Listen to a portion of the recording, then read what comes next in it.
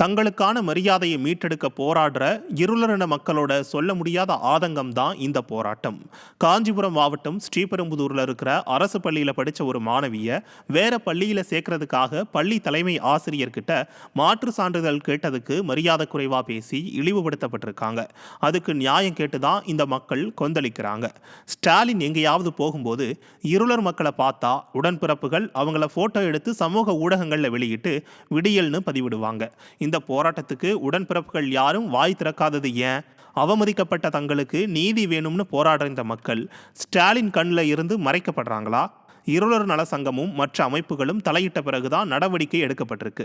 போராட்டம் நடத்திய 30 இருளர் மக்களையும் ஆர்வலர்களையும் ஸ்டாலின் அரசோட காவல்துறை கைது செஞ்சிருக்கு.